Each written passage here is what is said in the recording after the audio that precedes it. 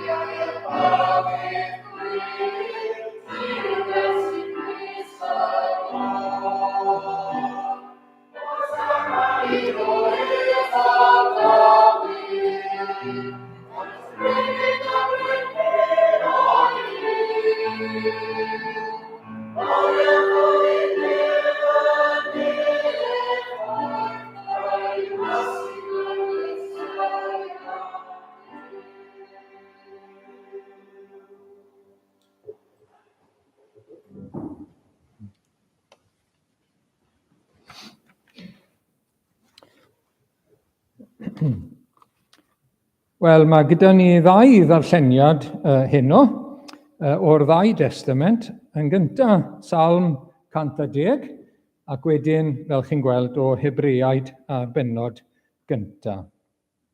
Salm 110, dywedodd yr arglwydd wrth fy arglwydd, eistedd ar fy neheilaw, nes I mi wneud dy elynion yn droedfaint I ti.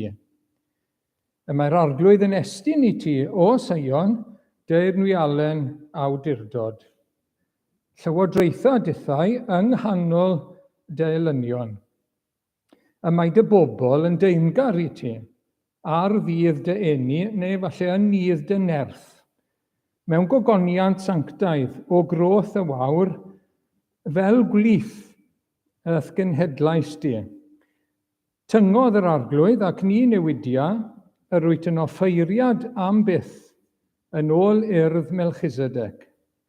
Mae'r arglwydd ar dy ddeheulaw yn dinistrio brenhinoedd yn nydd ei ddicter, fe weinydda farn ymysg y cenhedloedd, a'i llenwi a chelanedd, dinistria beneithiau dros ddeiar Lydan, fe I fornant ar y ffordd ac am hynny y cwyd ei ben.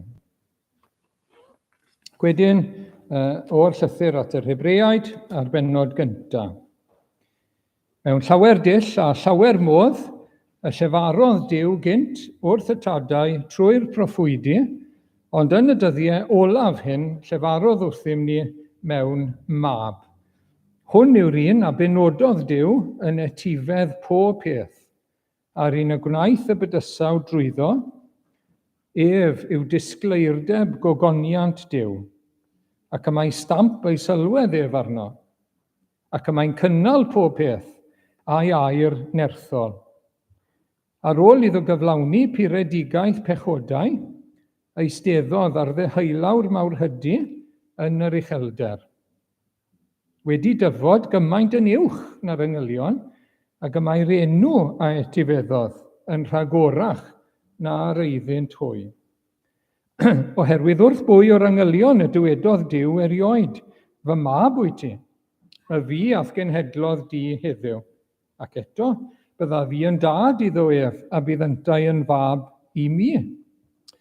A thrachefn pan yw'n dod a'i gyntafynedig i mewn i'r byd y mae'n dweud, a bydde di holl angylion Duw ei addoli. Am yr angylion y mae'n dweud, yr hwn sy'n gwneud ei angylion yn wyntoedd a'i weinidogion yn fflam dan. Ond am y mab, y mae orsedd di o Dduw yn dragwyddol, a gwialen dy deyrnas di yw gwialen uniondeb. Ceraist gyfiawnder, a chasau anghyfraith, am hynny o Dduw y mae dy Dduw di wedi deneinio a golew gorfoledd, uwch law dy gymeiriaid.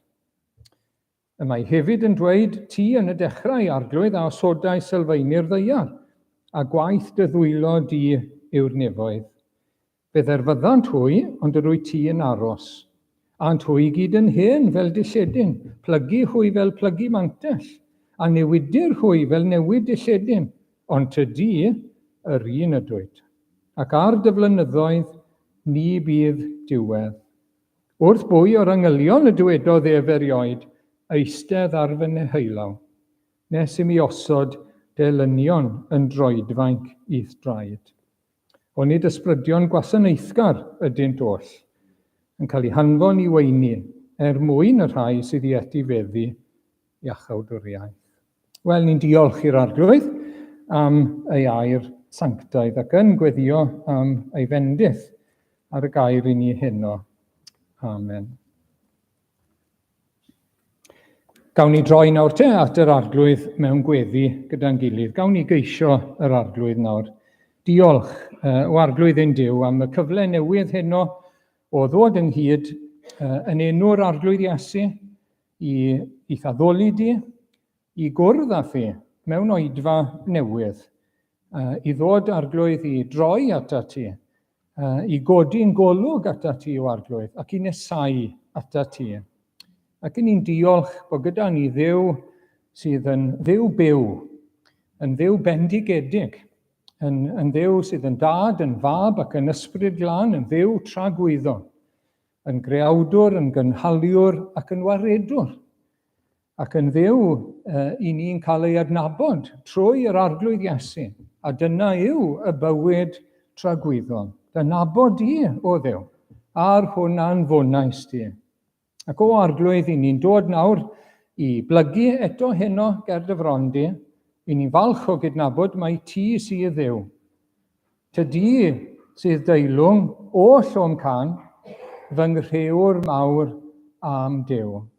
Ti sy'n bia'r clod o arglwydd. Ti sy'n heiddi'r clod.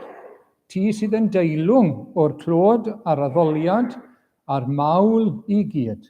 Ac o arglwydd i ni yn dymuno rhoi y clod i ti, i ni'n dymuno rhoi ein diolch a'n mawl i ti unwaith eto heno.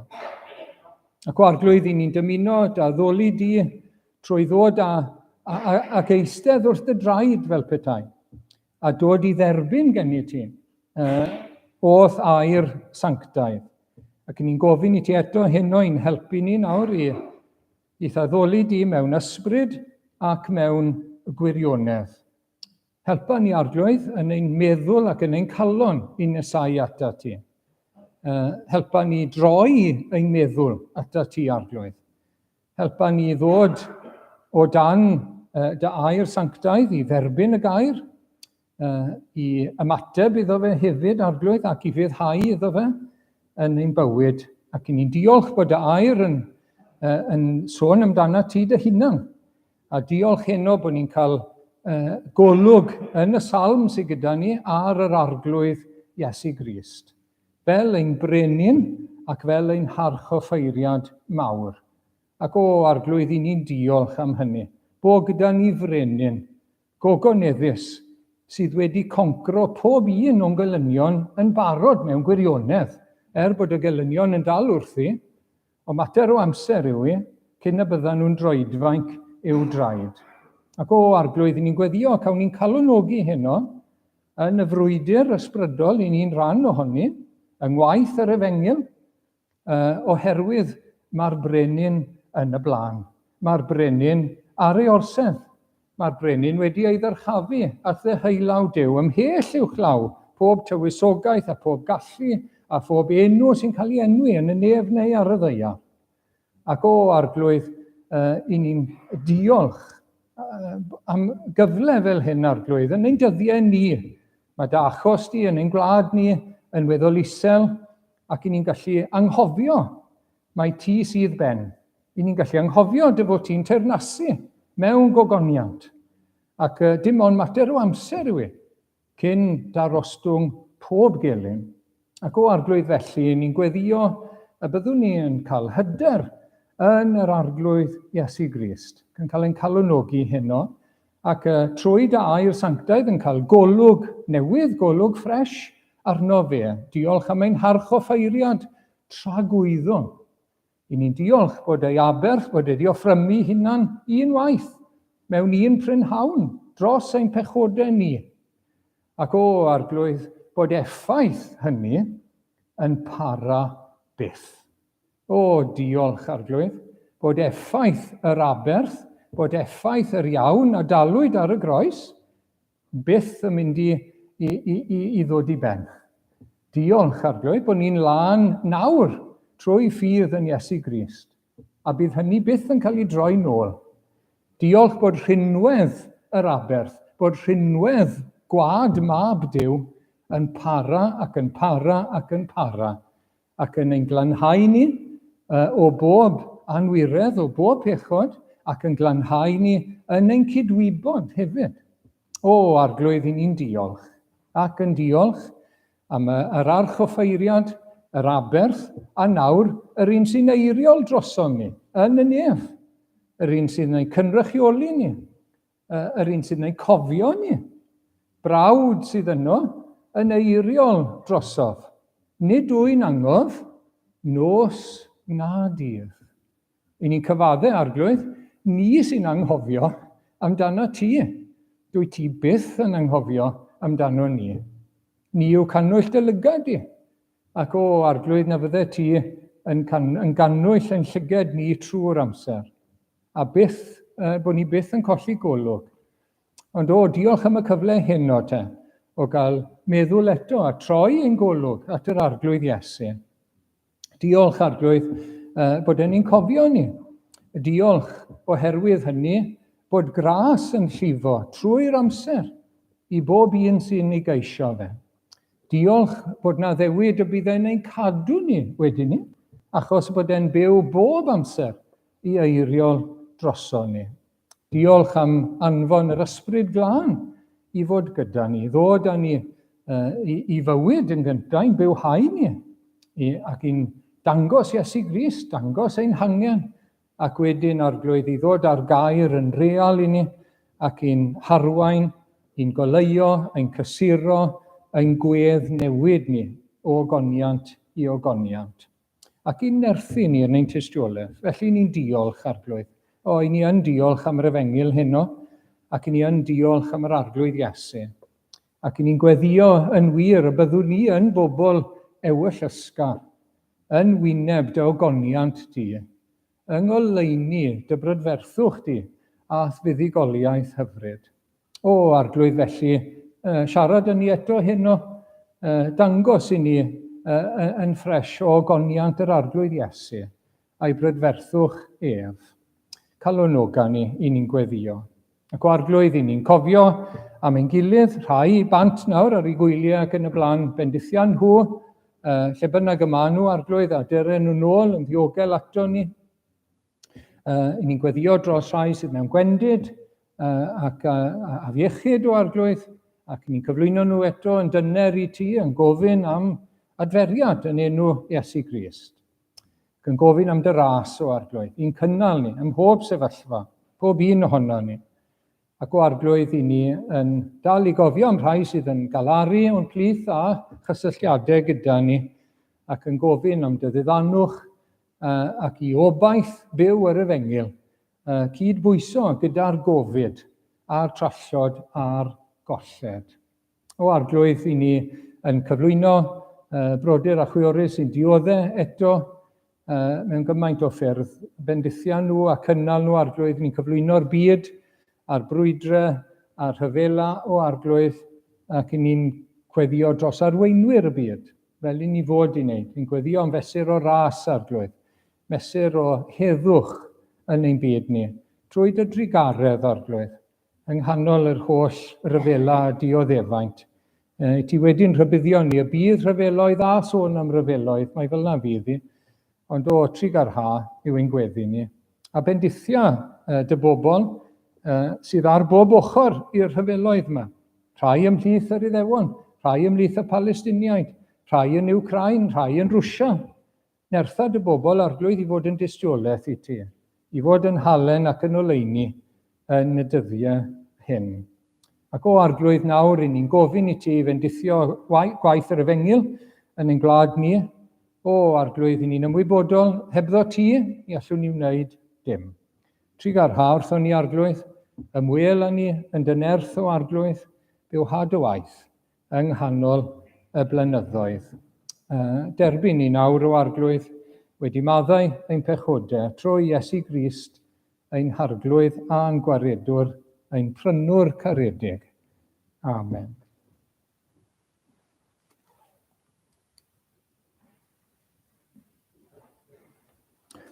Wel, gawn ni droi at yr ail emyn gyda'n gilydd, ger bron fy niw a'i orsedd gref, mae gen i fachos llawn dilith. Yr arch o ffeiriad mawr yw ef, sy'n byw i eiriol trosodd byth.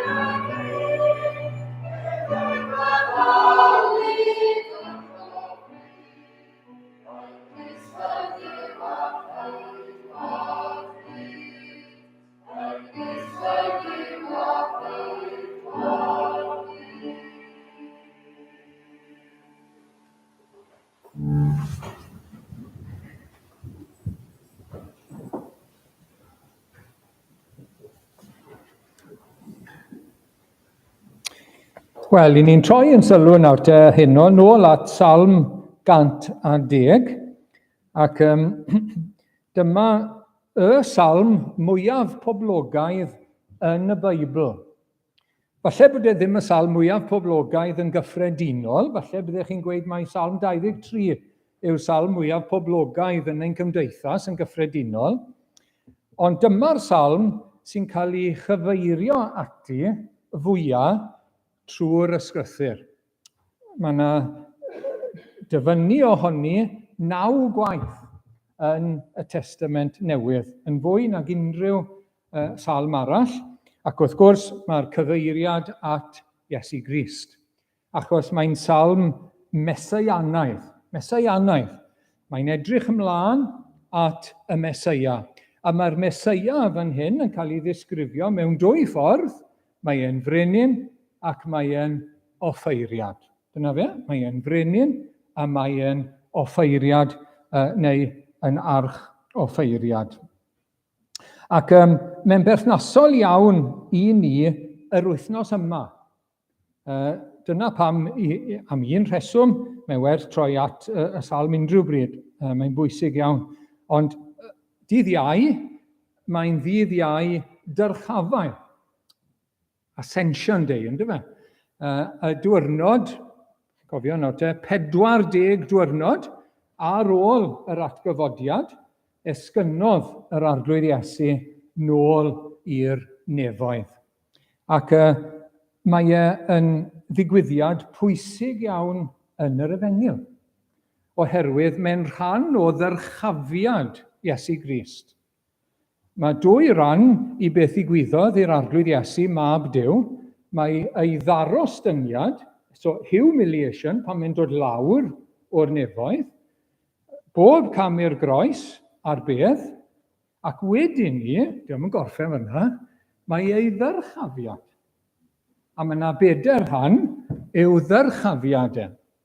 Yr atgyfodiad, yr esgyniad, yr eisteddiad ar ddeheulaw Duw, a'r ail ddyfodiad mewn gogoniant. Felly mae yna 4 rhan i ddyrchafiad yr arglwydd Iesu. Ac wrth gwrs, mae'n iawn i ni bob amser yn cofio ei ddarostyniad rhyfeddol, i adael y gogoniant, i ddod ag agwedd gwas, i ddod i'n prynu ni, i ddod i fod yn ifydd hyd angau. Wrth gwrs, na'r Efengyl. Ond dyw e ddim yr Efengyl i gyd. Mae eisiau cofio beth sy'n digwydd nawr hefyd. Beth mae'n neud nawr, beth mae'n cyflawni nawr, yn ei ddyrchafiad. Felly, mae wedi codi, mae wedi eistedd, a nawr mae'n teyrnasu ymhell uwchlaw pob tywysogaeth ac allu ac awdurdod ar ddeheulaw Duw. A bydd e'n dod nôl, wrth gwrs, fel brenin brenhinoedd ac arglwyddi. A mae hwnna'n bwysig iawn i ni fel i bobl.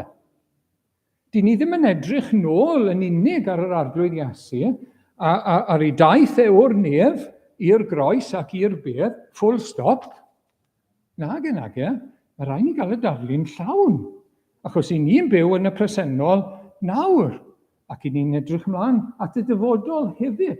Ac felly mae'r holl ddarlun yn bwysig iawn. Mae'r rhan gyntaf'r salm yn berthnasol un cyfnod ni heddi. Y dyddiau rhwng y dyfodiad cyntaf a'r ail ddyfodiad. Na'n cyfnod ni nawr, beth sy'n cael ei galw yn y Beibl, y dyddiau diwethaf. Dyma ni, rhwng dyfodiad ac atgyfodiad ac esgyniad Iesu Grist, y dyfodiad cyntaf a'i ail ddyfodiad rhan o hanes, rhan ola hanes y byd fel i ni'n ei nabod dyna'n cyfnod ni, yna le ni'n byw yn y cyfnod yna. A mae y darn cyntaf o'r salm yn sôn am ein dyddiau ni. Mae'r ail ran yn sôn am y dyfodol, am yr ail ddyfodiad, pan fydd Iesu Grist yn dod nôl mewn gogoniant. Felly heddi, gwaith Crist heddi a gwaith Crist fori. Dyna beth sydd gyda ni yn y salm yma. Ac beth sydd gyda ni o ran patrwm y salm, mae'n syml iawn o ran y patrwm. Dau gyhoeddiad proffwydoliaeth sydd yma, canrifoedd ymlaen llaw, trwy Dafydd wrth gwrs, ac wedyn dau eglurhad pellach o'r proffwydoliaeth. Mae datganiad, fel petai Dafydd yn gweud fel hyn y dywed yr arglwydd, ac wedyn egluro chydig bach ar hwnna, ac wedyn datganiad arall ac egluro chydig bach ar hwnna. O ran patrwm y salm, dyna beth sydd gyda ni. Felly, dim rhyfeddol, os ar ddydd y Pentecost, mae Pedr yn cyfeirio at Dafydd, mae'n cyfeirio at salm arall, a mae'n dweud, ac yntau yn broffwyd. Ac yntau yn broffwyd. Felly, mae'n llefaru gair yr arglwydd, a mae'n proffwydo i'r dyfodol hefyd fan hyn. Ac dyma beth i ni'n darllen nawr te, cyhoeddiad cyntaf. Dywedodd yr arglwydd wrth fy arglwydd, eistedd ar fy neheulaw nes i mi wneud elynion yn droedfainc i ti. Felly, mae yr arglwydd, sylwch nawr te, dyw e ddim cweit yn iawn, dyw e ddim cweit rhywun peth fanna ar y sgrin. Mae yr arglwydd cyntaf, fel arfer yn y Beibl, capitals i gyd yw e. Dywedodd yr arglwydd gyda capitals. Mi ganon ni fe nawr yn yr emyn, os wnaethoch chi sylwi, ydwyf. Wnaethoch chi sylwi yn yr emyn? Yr ydwyf. Gyda capitals, sef Yahweh. Sef yr enw roddodd yr arglwydd i Moses yn y berth oedd yn llosgi. Ydwyf, yr hwn ydwyf, a iam. Wel nawr te, mae yr Yahweh nawr te yn siarad, ac mae'n siarad gyda fy arglwydd, meddwl Dafydd. Dwi'n siarad â Dafydd, mae'n siarad â rhywun arall.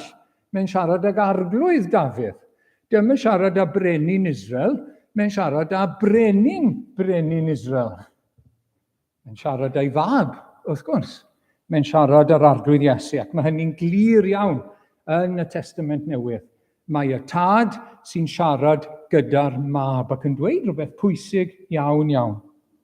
Eistedd ar fy neheulaw nes i mi wneud elynion yn droedfainc i ti. I ni'n cael rhywbeth tebyg iawn nawr te yn yr ail salm, lle mae y tad yn siarad ar mab. Dyma ni, salm 2, fy mab wyt ti. Mae fi ath genhedlodd di heddiw, falle bod chi wedi sylwi yn y darlleniad yn Hebreaid, bod hwn yn cael ei ddyfynnu yn y bennod gyntaf yn Hebreaid, am Iesu Grist wrth gwrs, gofyn a rhodda fi ti'r cenhedloedd yn etifeddiaeth ac eithafoedd deiar yn eiddo i ti, fe dryllu a gwialen heiar na'i melirio fel llestr pridd. So dyma'r tad yn addo i'r mab brenhiniaeth, gorsedd, dragwyddo. Ei fab sy'n mynd i fod yn frenin pawb. Pawb yn y pen draw yn y diwedd, gyda phob glin yn plygu, pob tafod yn cyffesu, bod Iesu Grist yn arglwydd. A'r gosodiad fan hyn nawr te, eistedd ar fy neheulaw. Felly dyna ddigwyddodd ar ddydd yr esgyniad. Chi'n gweld? Mi gododd yr arglwydd Iesu, mi ddiflannodd e'r cymylau yng ngolwg y disgyblion, ond ble ath eto? Wel, mi ath i'r nefoedd. Y nefoedd nawr, nid yr awyr, ond y nefoedd lle mae presenoldeb Duw yn ei ogoniant. Ac fanna oedd e'n cael eistedd ar yr orsedd, ar ddeheulaw Duw, ar ddeheulaw y tad. Ac wrth gwrs, oedd y deheulaw, y llaw yn safle o anrhydedd mawr, yn safle o awdurdod mawr. Cyn iddo fe esgyn, dywedodd yr arglwydd Iesu, rhoddwyd i mi bob awdurdod yn y nef ac ar y ddeiar. A mae esgyniad yn dangos hynny, wrth gwrs, a mae ei eisteddiad yn dangos hynny. Nawr, sut i ni'n gwybod? Mae'r gair yn dweud wrtho ni, wrth gwrs. Ond sut oedd y Cristnogion cynnar yn gwybod bod e wedi mynd i'r nefoedd? Bod e wedi cyrraedd? A bod e wedi eistedd mewn awdurdod? Achos bod yr ysbryd glân wedi cael ei anfon. Oedd e di addo ar ôl iddo fe esgyn, ar ôl iddo fe eistedd, a bydde fe a'r tad yn anfon yr ysbryd lan. Ac felly pan ddath yr ysbryd ar ddydd y Pentecost, o'n nhw'n gwybod, mae e wedi cyrraedd. Mae e wedi mynd i'r gogoniant. Mae e ar ddeheulaw Duw. Mae'n paratoi lle i ni. Mae e fyna. Fe sy ar y brig. A mae wedi anfon y diddanydd arall nawr i weithio arno ni, yno ni a thrwom ni. Ac yr addewid nawr te bod e'n mynd i eistedd ar ei ddeheulaw am gyfnod, sylwch, am gyfnod, nes i rhywbeth i ddigwydd. Nes i mi wneud elynion yn droedfainc i ti.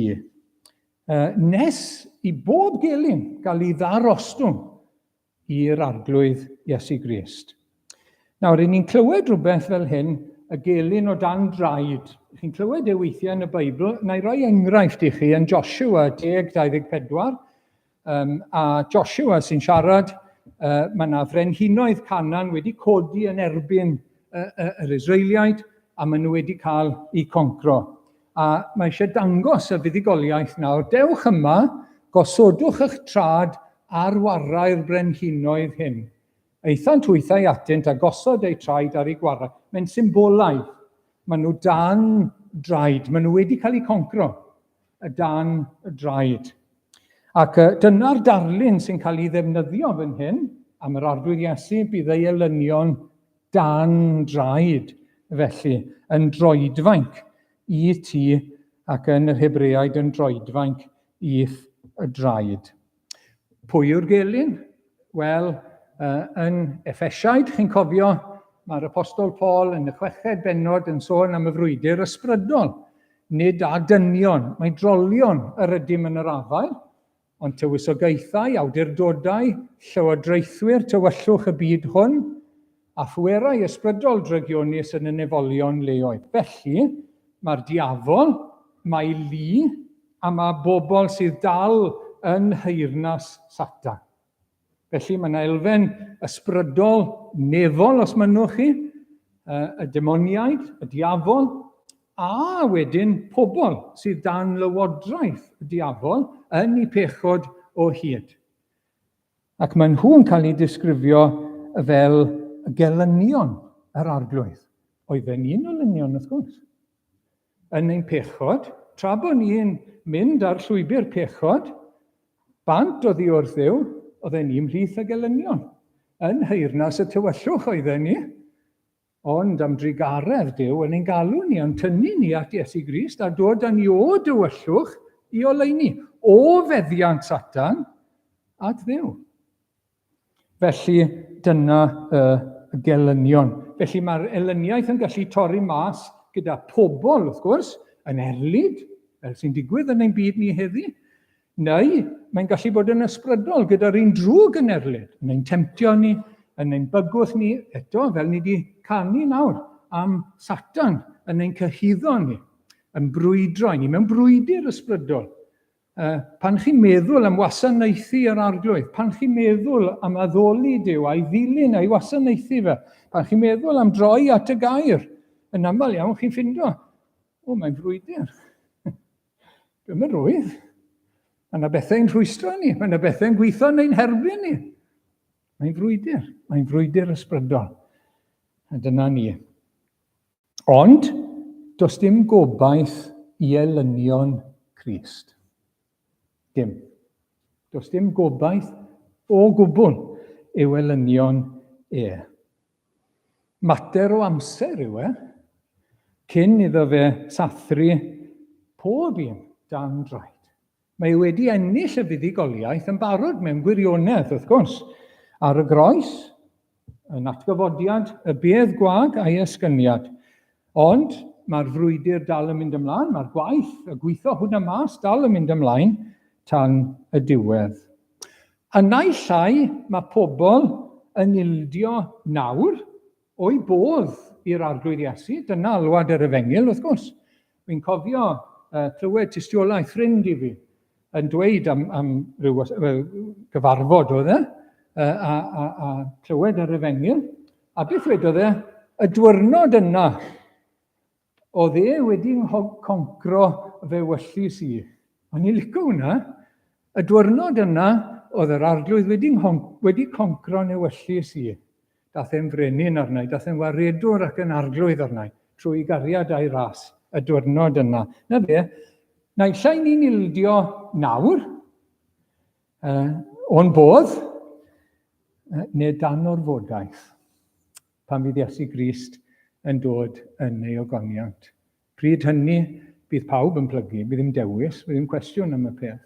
Filipiau 2, wrth gwrs, fel wrth enw Iesu y plygau pob glin yn y nef ac ar y ddeiar a than y ddeiar, ac y cyffesau pob tafod bod Iesu Grist yn arglwydd. Na fe? Yn arglwydd. Gogoniant Duw Dad. Felly dyna'r gosodiad cyntaf, a mae chydig bach yn cael ei ddweud wedyn yn sgil hynny. Yn adnod 2, mae awdurdod yn dod o Sion. Nawr, Sion, wrth gwrs, mynydd oedd Sion, lle oedd Jerusalem, lle oedd y deml, ac oedd e'n cynrychioli presenoldeb Duw a gorsedd Duw, lle oedd brenhiniaeth Dafydd, wrth gwrs, ond cysgod oedd hwnna o presenoldeb Duw, wrth gwrs, yn y nef, a gorsedd Duw yn y nef. Ac o fanna mae awdurdod Iesu Grist. Mae ei orsedd a'i awdurdod yn nefoedd. Uwchlaw pawb a phopeth. Ac sylwch nawr mae e'n llywodraethu yng nghanol ei elynion. Mae e'n llywodraethu o'r nefoedd yng nghanol ei elynion. Nawr, dyma'r presennol.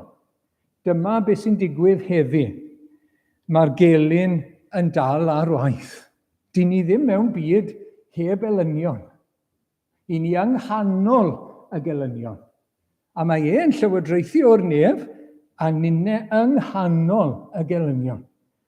Yng nghanol gelyniaeth Satan, yng nghanol gelyniaeth y byd. Mae'n dal i fod. A dyna lle i ni heddi. Ac i ni mynd i gamddeall ac i ni mynd i ddioddau mewn gwirionedd yn y bywyd Cristnogol, unwaith i ni'n anghofio bod ni mewn brwydr. Mae mor bwysig i gofio o hyd brwydr brwydr ysbrydol. Nid drifto ymlaen yn rwydd i ni. Na, mae pethau'n dod yn ein herbyn ni. Mae'r un drwg yn ein herbyn ni. Mae yna bwer arall, mae yna ffos arall yn gwthio nôl. Pan ni'n eisiau nesau at Dduw, pan ni'n eisiau ceisio Duw o ddifri, pan ni'n eisiau ei wasanaethu fe o ddifri, pan ni'n eisiau bod all out ar gyfer yr arglwydd, gewch chi weld, a chi'n gwybod, mae yna wrthwynebiad. Mae'n siŵr o ddod, a mae'n dod mewn gymaint o ffyrdd gwahanol. Mae'n slai, mae fel angel goleuni, mae fel llewriadwy, fel yna mae yr un drwg. A mae rhaid ni wisgo'r arfogaeth. Mae Effesiaid yn sôn amdano fe. Mae yna gynllwynio, mae yna mosod, mae yna demptio, mae yna erlyd, mae yna frwydro. Amheuon yn dod, ymosodiadau yn dod, ar ein meddyliau ni, yn ein bywydau ni. Pob math o bethau yn gallu digwydd ar ein taith ni. I ni mewn brwydr trwy aml ac amryw brofedigaethau i ni mynd i mewn i deyrnas. Mae rhaid i ni gofio hwnna. Mae rhaid i ni gofio fe. Neu byddwn ni'n camddeall beth sy'n digwydd, byddwn ni'n cael ein drysu a cael ein siomi. Na, ni mewn brwydr. Mae e'n llywodraethu yng nghanol y gelynion. A fyna i ni nawr heddi. Ond mae deyrnas e'n dod. Fe sy'n llywodraethu, wrth gwrs. A gall neb atal i waith e. Ac mae'n galw i bobl trwy'r Efengyl yng nghanol y gelynion. A yn gwaith ni, dal i ddilyn yr arglwydd, dal i gyhoeddi ei enw, dal i dystio iddo fe mewn amser, allan o amser, dal i fynd, achos mae deyrnas e'n dod.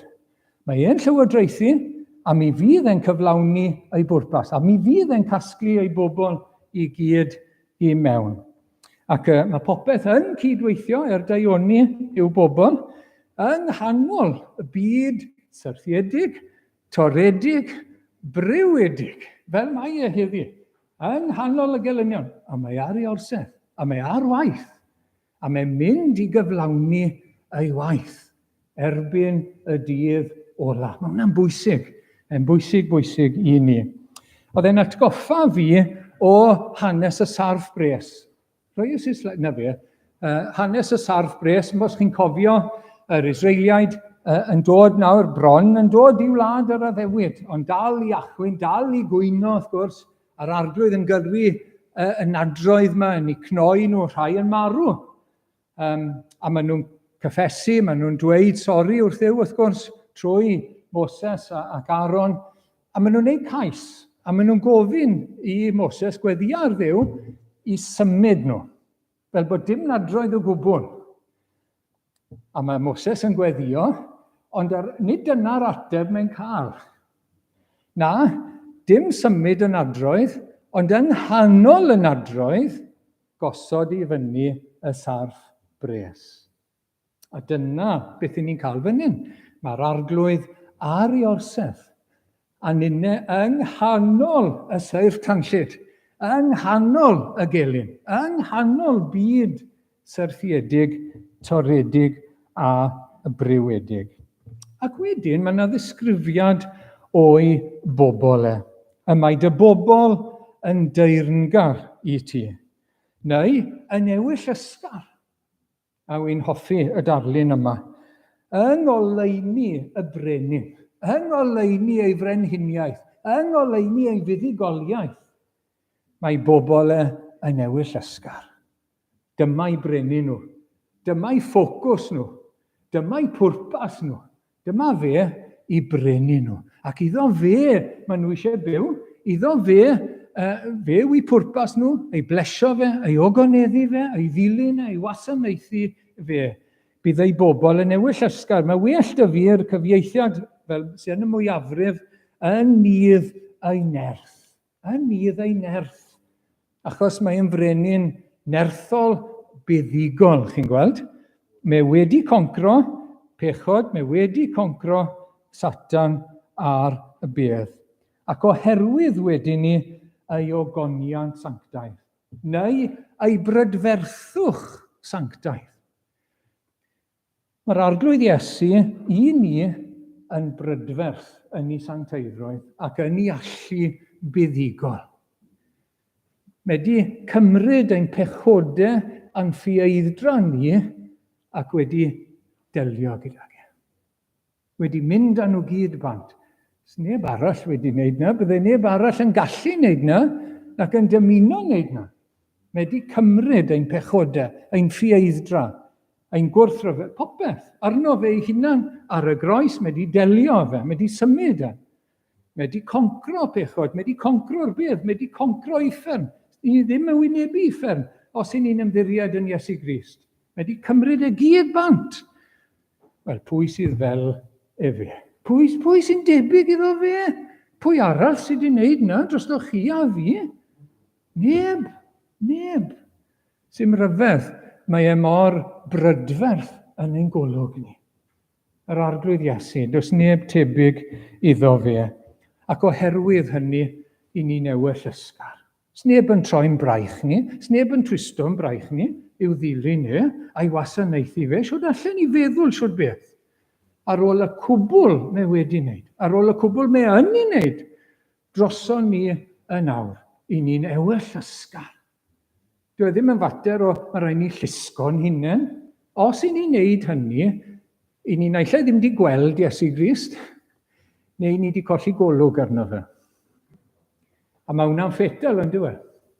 Os ni'n colli golwg o'r arglwydd Iesu, a beth mae wedi wneud drosom ni, a beth mae yn wneud nawr, fel welwn ni, fel offeiriad, wedyn mae pethau'n mynd yn drwm iawn, wrth gwrs. Mae pethau'n gallu bod yn feichu, sy'n dechrau meddwl wedyn, wel, sy'n lot ohono ni yn dilyn yr arglwydd, dwi ddim yn ffasiynol dyddiau hyn, na i roi lan te, sy'n pwynt. Beth mae hwnna'n golygu? I ni wedi colli golwg arno fe. na'r springboard mawr, na'r driver mawr i ni, yw yr arglwydd Iesu Grist. A gwai ni, os ni'n colli golwg arno fe. Ond yn ei brydferthwch ei sancteiddrwydd a'i fuddugoliaeth, mae yn brydferth sy'n ei ni'n ewyllysgar yw wasanaethu fe, ei atgyfodiad bendigedig o groth y wawr, fel petai ydi dod nawr, gyda dydd yr atgyfodiad yn ei fuddugoliaeth fawr, yn ddangos yn fyw byth i farw eto, byth i heneiddio. Mae e'n ffres ac yn ifanc bob amser, ac mae'n adnewyddu ein nerth ni yn barhaus.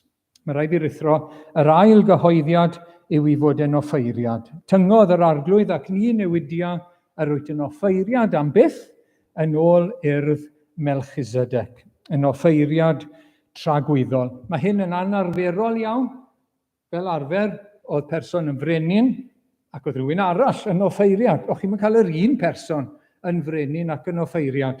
Mae yna un cyfeiriad yn yr Hen Testament, yn Zecharia am Joshua.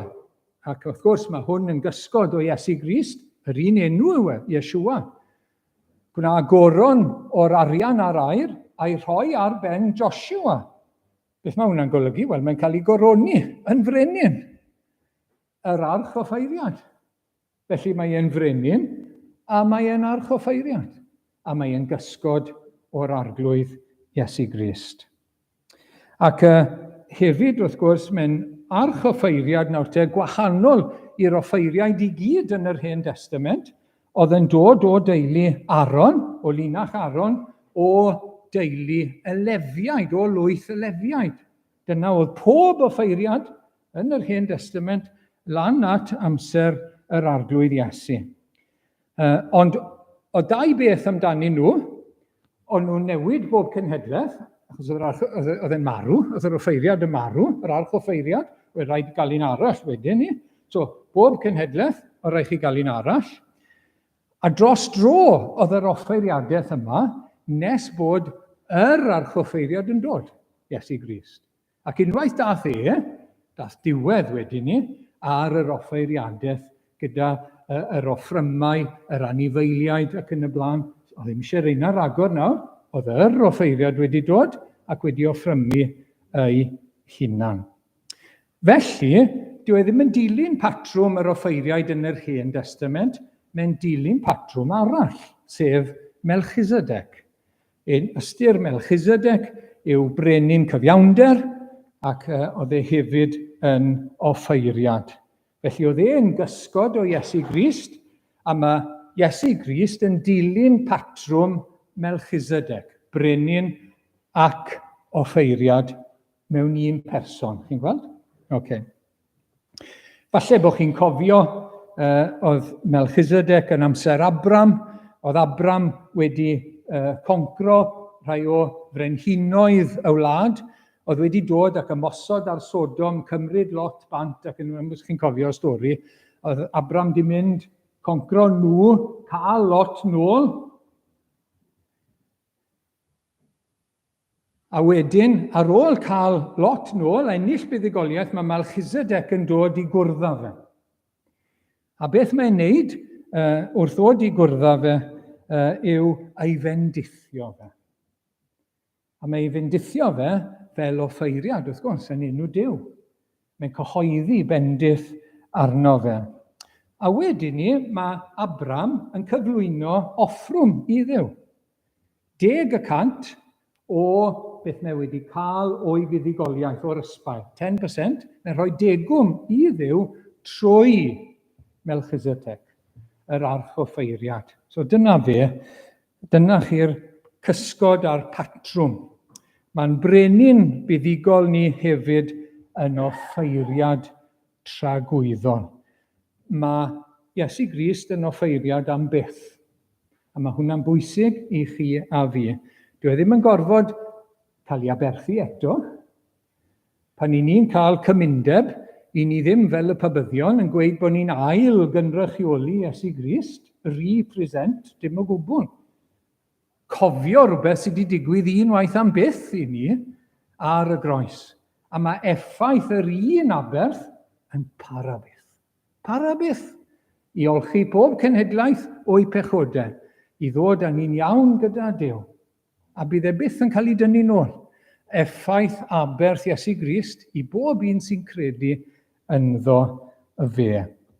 Ond nawr, mae e ar ôl offrymu hunan yn eiriol drosom ni. So fe di mynd i'r nef nawr, ar sail ei aberth, i eiriol drosom ni, fel oedd yr archoffeiriad yn mynd mewn i'r cyseg yr unwaith y flwyddyn, gyda gwad yr anifail, i sicrhau maddeuant i'r bobl.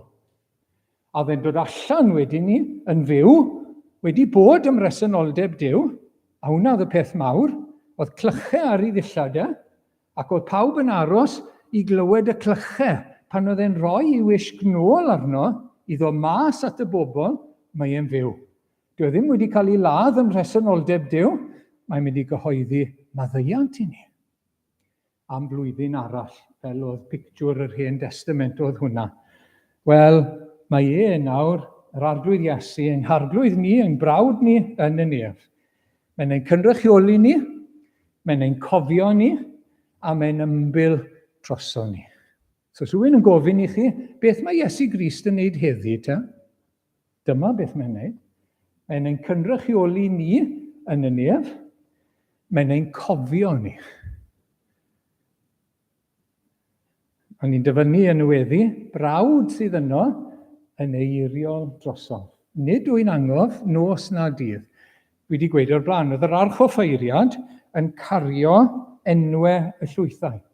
Fan hyn, ar ei galon ac ar ei sgwyddau. 2 waith oedd gyda fe enwau y llwythau. Oedd e'n ei cynrychioli nhw ac oedd e'n cario eu henwau nhw. Ych chi ddarlun? Mae'n cario ein henwau ni. O flaen Duw, tra bod e yna yn y nef, yn barhaus, mae'n henwau ni'n cael ei cofio yn y nefoedd. Ni sy'n anghofio, ni sy'n colli golwg arno fe, nid fe sy'n colli golwg arno ni. Mae'n cofio amdano ni, a mae'n ymbil trosom ni. Oedd e'n gweddio ar y ddaear dros ei ddisgyblion, a mae'n dal i ymbil trosom ni yn y nef. A mae hwnna'n neud yn siŵr o 3 peth felly, bod ni'n cael ein derbyn trwy Iesu Grist, achos bod e'n ein cynrychioli ni, bod ni'n cael gras trwy Iesu Grist i ddyfal barhau, ac y byddwn ni'n cael ein cadw tan y diwedd, achos bod e'n eiriol troso ni. Ac wedyn, i orffen, mae'n symud ymlaen wedyn yn yr eglur had pellach. Dyw hwn ddim mor hawdd i ddilyn, ond tyngodd yr arglwydd ac ni newidia yr wytyn offeiriad am byth yn o'r Urdd Melchizedek.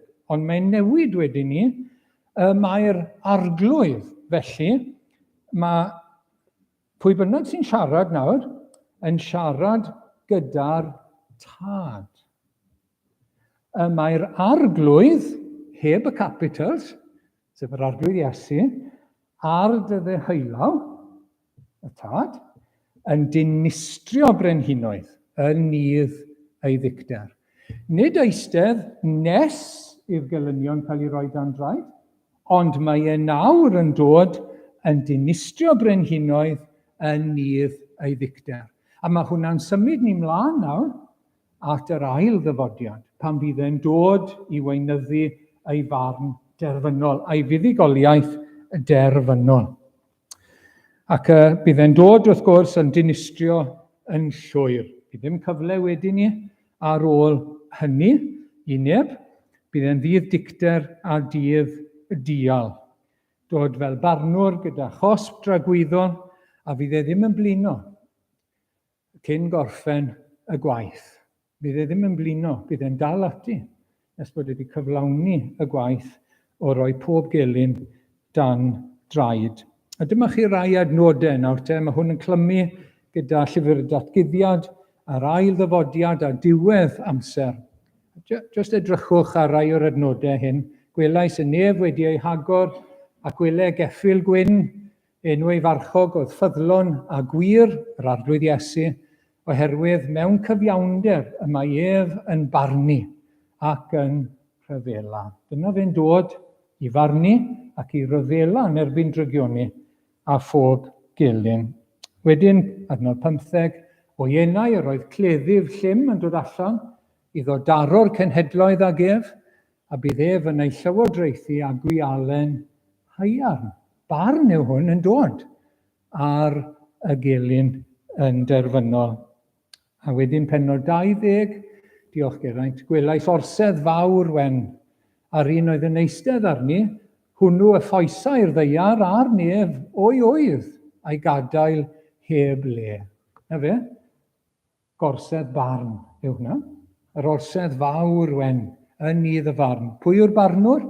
Yr arglwydd Iesu Grist. Bydd e'n dod i weinyddu barn ac i gyhoeddi barn a gwau ar ei holl elynion. Chi'n cofio'r demoniaid, Satan, y diafol, pawb sydd yn dal yn ei bechod dan lywodraeth Satan. Pob gelyn yn cael ei sathru dan draed. Dyma chi esiampl o rai, ond y llwfwr, y digred, y ffiaidd, y llofruddion, y peteinwyr, y diwyniad, yr eilyn addolwyr a phawb celwyddog, a'i rhan hwy bydd y llyn sy'n llosgi gan dan y brwmstan. Hynny yw yr ail farwolaeth. Mae'n ofnadwy, yn dweud. Does dim gobaith i elynion Iesu Grist. Bydd e'n dod, a bydd e'n dod y tro cyntaf, dath e ddim i gondemnio, ond i achub. Yr ail dro bydd e'n dod i weinyddu barn, ac i weinyddu condemniad ar bob gelyn iddo y fe. Wel, i ni di rithro tyma bach, wy'n teimlo yna fe, diolch am ein brenin buddigol.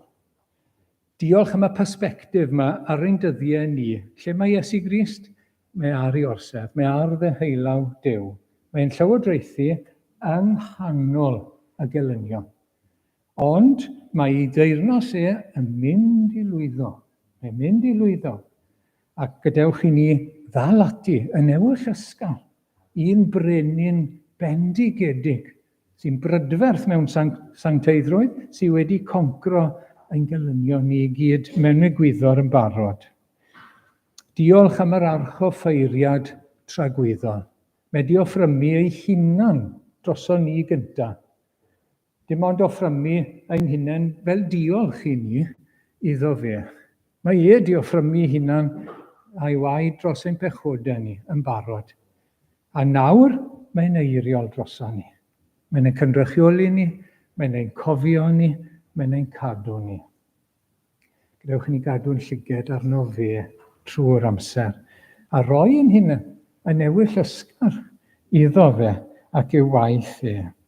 Mae'n llywodraethu yng nghanol ei elynion nawr, ond bydd e'n llywodraethu ac yn barnu ei elynion yn derfynol yn ei ail ddyfodiad. Iddo fe bod diolch ar gogoniant. Amen. Reit, wi am i ni drio emyn newydd heno, os gawn ni, dim fi bia, chi'n o'r dim fi bia fe. Ffrind i fi, parchedig Dennis Young, sydd wedi sgrifennu'r emyn, ar gyfer yr esgyniad, y dydd dyrchafel, a dyrchafu ydy'r thema. So, y dyrchafu cyntaf yw dyrchafiad Iesu Grist, dyrchafu'r ail bennill yw dyrchafiad ei bobl wedi ni, ac yn drydydd bod ni'n dyrchafu ein mawl iddo fe. Dyrchafu rwyd yr eglwys na fe, diolch Geraint, hwnna yw'r ail un, ac wedyn dechrau'r drydydd ydy ymlaen na fe. Dyrchafu wnawn ein mawl i ti o Dduw. So dyna'r thema, ac gweddio bydd yn fendith i chi a fi wrth i ni ganu nawr te yr emyn ola.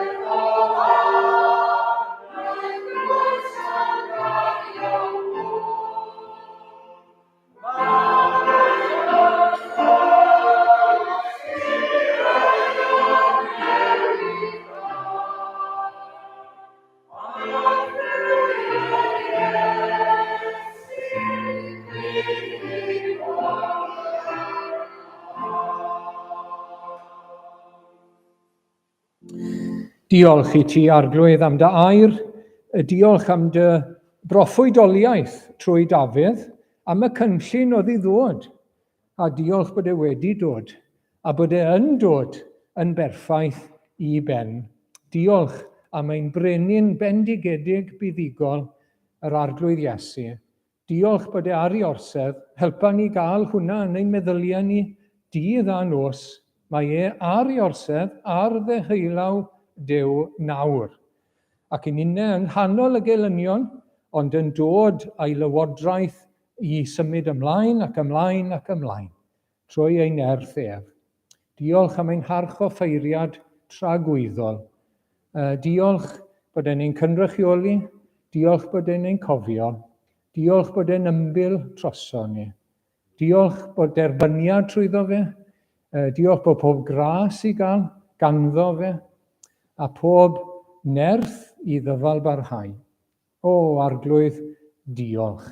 Gwna ni newell ysgar, Arglwydd, i ti ac i dy waith di, ac i dy deyrnas di, o Arglwydd, yn y dyddiau hyn. Symud pob ofon, Arglwydd, oddi wrtho ni, a nertha ni yn yr Arglwydd Iesu. Cadw'n llyged ni arno fe.